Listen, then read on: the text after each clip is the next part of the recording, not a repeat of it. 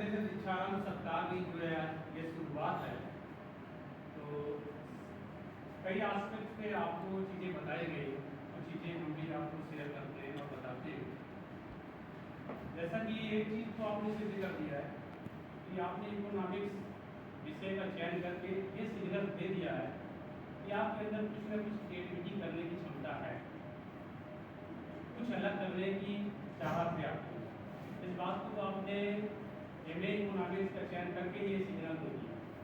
जैसा कि बीए में आप पढ़कर आए हैं, कुछ लोग इसमें कॉलेज से भी पढ़ के आए हैं, तो जैसा कि समुद्र आप देखते हैं कि कई नदियों का मिलकर के एक समुद्र बनता है, तो इसी तरह ये विश्वविद्यालय में एक समुद्र बनता है, जहाँ पे लास्ट में आकर के आपको एक अपेक्स बॉडी में पढ़ने का अवसर मिलता है, क्योंकि सबको नसीब नहीं होता है।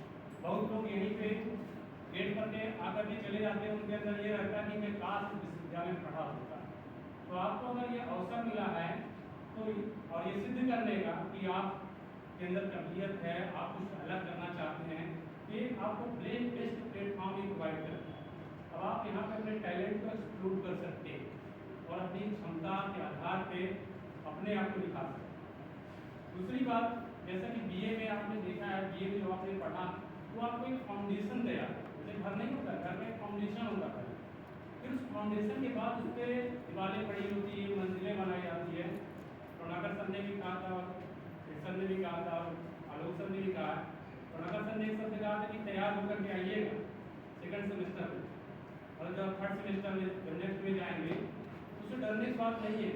मतलब सर ने कहा कि आप ये विषय भी ऐसा है कि आप अपने आप को कभी साइंस से अलग नहीं कर सकते। इकोनॉमिक्स एक ऐसा विषय है कि जो कि कॉम्बिनेशन ऑफ साइंस, साइंस में आपको साइंस के कॉम्बिनेशन के साथ आपको इसको पढ़ने का अवसर मिलता है, तो जगह तो मैथमेटिक्स और इकोनॉमिक्स और अदर का कॉम्बिनेशन है।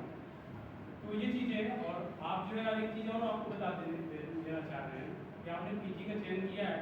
अगर अभी तक की चर्चा में एक ही विषय केंद्र में बहुत ज़्यादा चर्चा का विषय है, वो यह रहा कि आप नियमित क्लास करिए। आपको विश्वास दिलाना चाहते हैं, हम इलाहाबाद विश्वविद्यालय से पढ़े हैं, तो वहाँ पर 120 से 25 का बैच था, एक भी बच्चा आज भी उसमें कोई भी बेरोजगार नहीं। इकोनॉमिक्स अगर आपने चुना और अगर इससे अच्छे से पीजी आपने कर लिया तो आप बेरोजगार तो नहीं रहे निश्चित रूप से, क्योंकि ये आपको रटने वाली विद्या तो इसमें है कि आपको कुछ सीखना चाहिए, लर्निंग बाय डूइंग करते हुए सीखेंगे।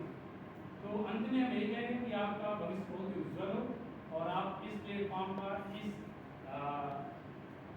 विभाग का लाभ उठाएं और इस डिपार्टमेंट का आप एसेट्स बने। हमारी शुभकामनाएं।